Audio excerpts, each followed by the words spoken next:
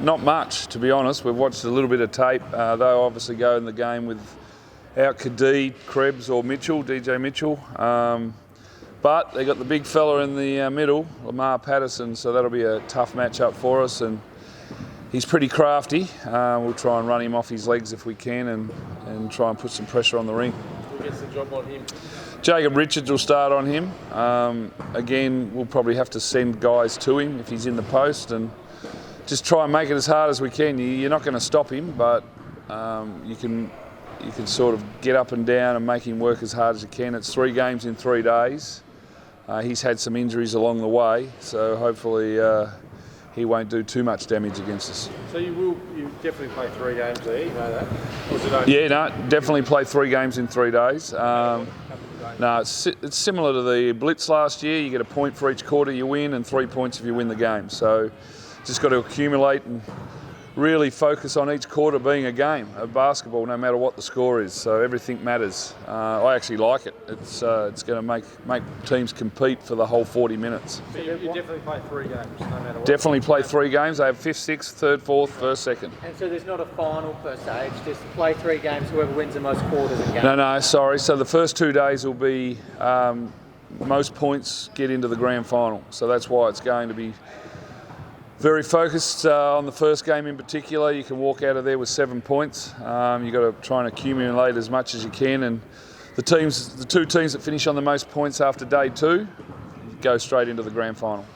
Any other competitions got big names in their lineups? I think right now Rockingham would have to be the favourites. They've got Tom Jervis, Greg Heyer, both have just retired from the Wildcats, and their import Walker is probably one of the best. He's just signed with Brisbane, so I'm not sure whether he'll be unavailable. He's on their list. They're pretty loaded and some good imports flying around. Like Adelaide will be tough also, but probably the 2 I'm thinking Rockingham and Frankston, believe it or not, finished 7th in our conference. Haven't been reliant on any NBL guys. So Barker hasn't been picked up, so they're pretty much fully loaded, and they probably walk into this tournament as favourites. What is your starting 5 look like? Look, I'm very happy with it. We got Jack Stanwicks will obviously come back into the starting 5 with Jacob Richards, and then you've got AJ Jamar and Big Ollie in the middle. So the younger guys will get a real crack at it, and they've just got to bring that intensity that they showed last week when they did get a few minutes. And I'm confident we can still walk out with a championship, and that's what we're going over to try and do. Who are you relying on off the bench then to step up when they get their chance? Oh, well, you got Jalen Howard who will play a big role. Geordie Hargrave will obviously be in that top 6-7 as well. So those sort of guys, but then Luke Brown, Callum Boucher and a few others, Harry Griffiths, all those young guys will play this weekend.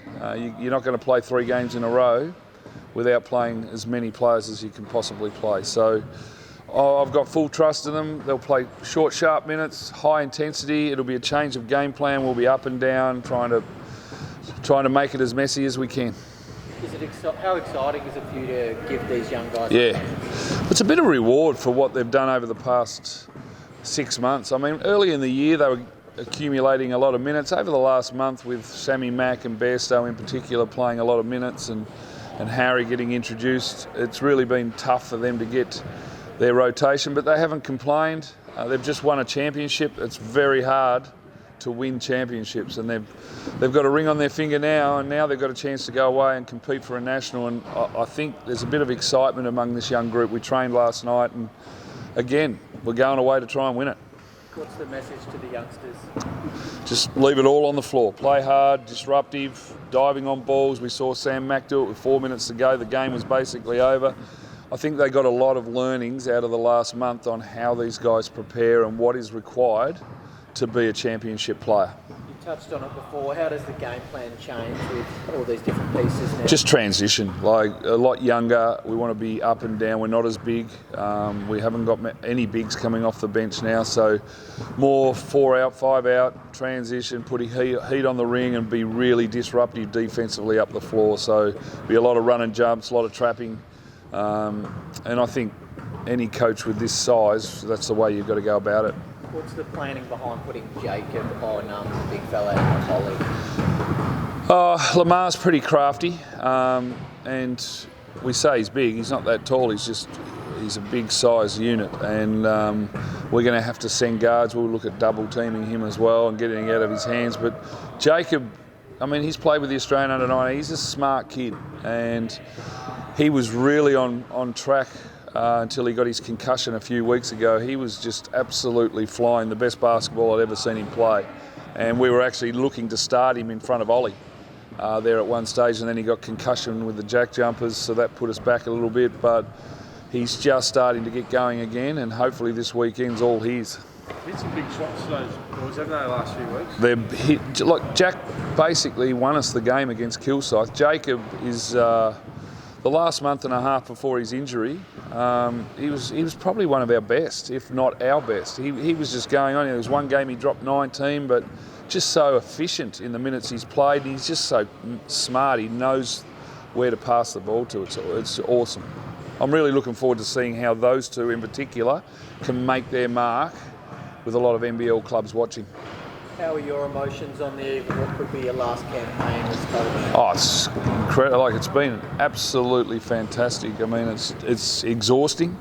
We're all a little bit tired as coaching staff. So this new group coming in with a lot of energy, we've got to try and they'll probably lift us up a little bit as well. So, yeah, I'm just really looking forward to seeing how they go about it this weekend.